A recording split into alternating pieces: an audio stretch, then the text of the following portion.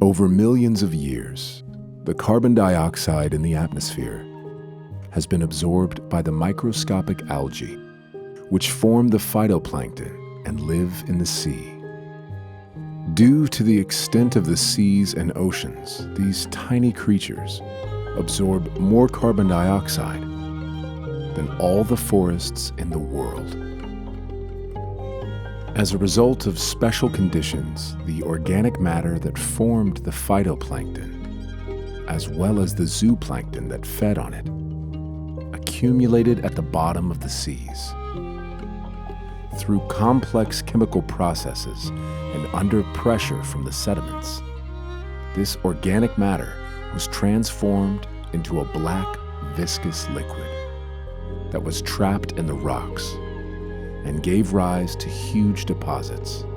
Today, this liquid is known as petroleum.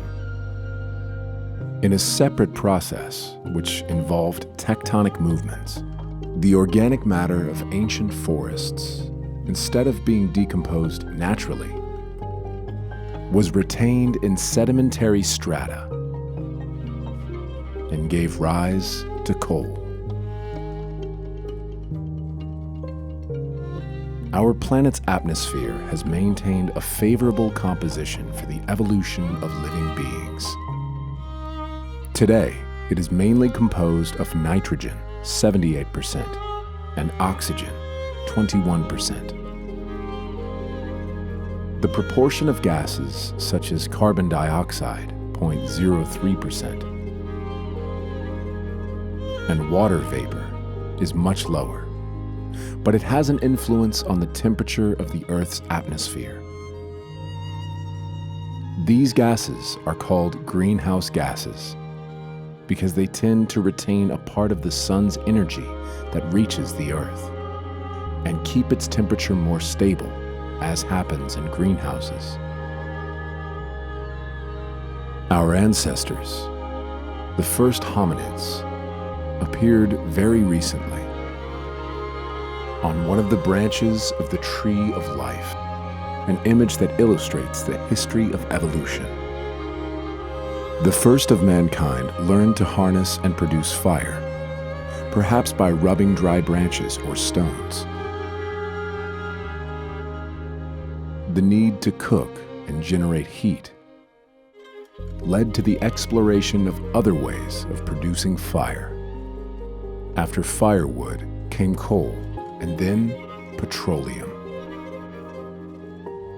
Over the last 2 centuries, the major changes in the way humans live are due above all to the use of coal and oil as energy sources.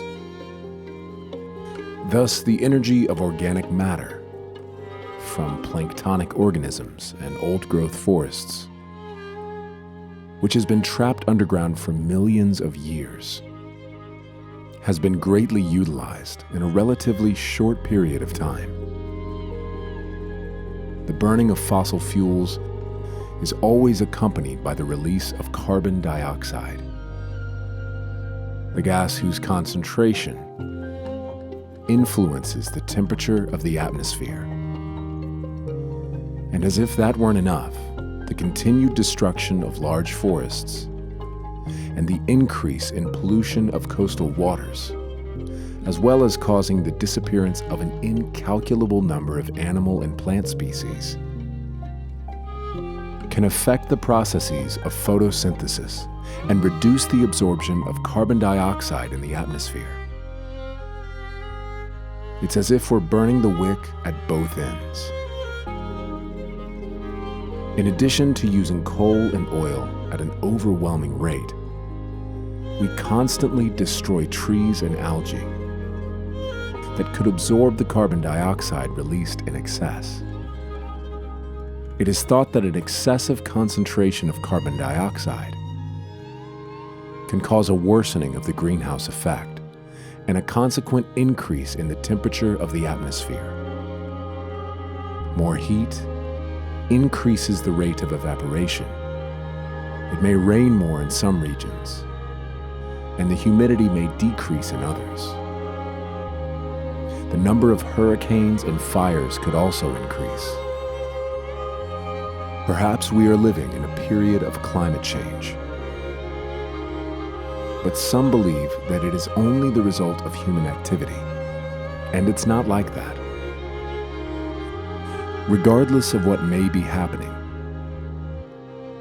it is undeniable that most of the destruction of the natural world bears the indelible mark of the human hand.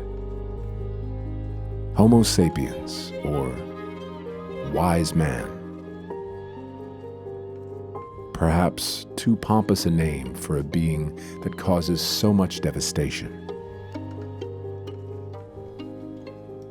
We can only hope that he has the will and a glimmer of wisdom to love the marvelous world into which he was born.